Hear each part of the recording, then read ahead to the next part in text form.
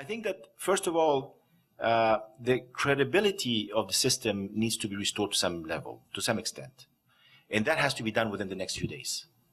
There are only a couple of weeks left before final results are to be announced, unless there is an agreement that the final election results will be postponed for a few days.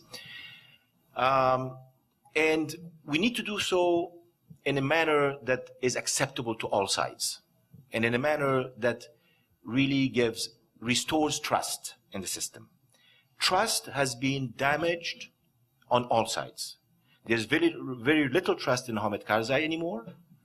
Everybody thinks that he's at the root of many of these problems that exist, and he's doing it for his own sake, and nobody really knows what his next move might be. And I think perhaps as we look at the current situation, it's important to look at balancing three guiding principles. There's legitimacy, there's stability, and reform, and I'll address each of those in person.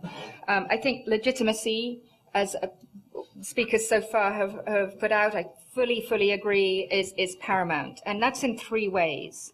I think for a new leader who will emerge from this process, legitimacy of their presidency, of the government they put together, is going to be paramount for the maintenance of order, and it's what the citizens of Afghanistan rightly want and deserve. Second, legitimacy means preservation of the constitutional order.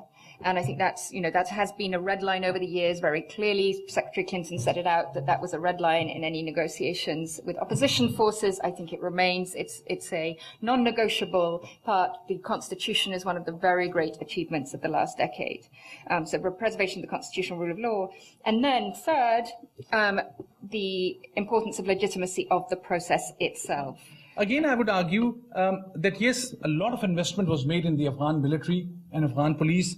I only wish there was more investment in Afghan police, because it is always policing and civilian law enforcement infrastructures which build rule of law systems and courts.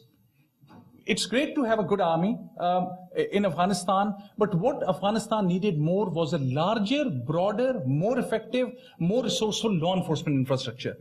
Because you cannot deal with the Taliban through all kinetic means. This leads me to my conclusion that I think still power sharing is another thing which others will talk more about, whether that's politically feasible or not.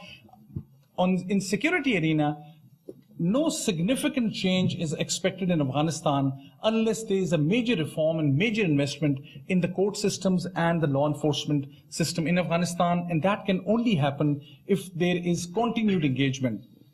For White House to say that if such and such thing happens, only then this money will go, I think is an unfair comment. Thank you.